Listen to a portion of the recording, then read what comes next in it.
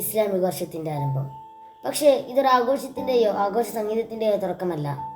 ഇത് ബലിദാനത്തിൻ്റെ മാസമാണ്. ഒരു കഥ ഞാൻ പറയാം. ചെറിയൊരു ബലിദാനത്തിൻ്റെ കഥയല്ല, മനുഷ്യ ചരിത്രം മറക്കാത്ത കർബലയുടെ കഥ. ഹിജറ 61 വർഷം മുഹറം 10 അശുറ. ഒരു ഉയർന്ന പടയങ്കി ധരിച്ച മനുഷ്യൻ കർബലയുടെ വേനൽക്കാടിനടിയിൽ തുടുത്തു നിന്നു. അദ്ദേഹത്തിൻ്റെ ചുറ്റും കുടുംബവും കൂട്ടരുമായിരുന്നു. അവരിൽ കൂടുതലും സ്ത്രീകളും കുഞ്ഞുങ്ങളുമാണ്. അദ്ദേഹം നെഞ്ചിൽ ഒരു സത്യം ഉൾക്കൊണ്ടിരുന്നു. എന്തെന്നാൽ അധർമ്മത്തോട് ചേരുക എന്നെ കൊണ്ടാവില്ല.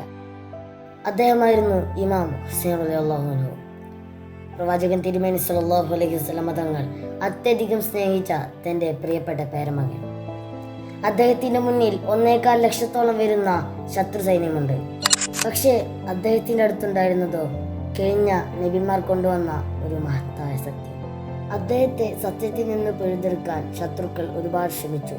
അദ്ദേഹത്തെ ഭയപ്പെടുത്താനും ഒരുപാട് ശ്രമിച്ചു. പക്ഷേ തൻ്റെ മുൻഗാമികൾ കാണിച്ചു തന്ന മാർഗത്തിലൂടെ ആ സത്യത്തിൻ്റെ മാർഗത്തിന് വേണ്ടി തൻ്റെ ജീവനെയും കുടുംബത്തെയും അദ്ദേഹം സമർപ്പിച്ചു. അദ്ദേഹം കുനിഞ്ഞു മരണം സ്വീകരിക്കുമ്പോൾ അദ്ദേഹത്തിൻ്റെ ജീവിതം നമ്മളിലേക്ക് വിളിച്ചോതുന്നത് സത്യത്തിനു വേണ്ടി മരിക്കുക എന്നുള്ളത് സ്വന്തമായി ഒരു ലോകം സൃഷ്ടിക്കുന്നതിനേക്കാൾ ഉന്നതമാണ്. ഇന്നും നാം മുഹറം മാസത്തിൽ ഹുസൈൻ റളിയല്ലാഹു അൻഹുവിൻ്റെയും തൻ്റെ കുടുംബത്തിൻ്റെയും ബലിദാനത്തെ വളരെ രോദനമായി ഓർക്കുന്നു. ഹുസൈൻ റളിയല്ലാഹു അൻഹുവിൻ്റെ നിലപാടുകൾ നാം ഓരോരുത്തർക്കും പാഠമാണ്. ധർമ്മത്തിനു വേണ്ടി നിലകൊള്ളുക, അധർമ്മത്തെ തീർത്തു വെടിയുക.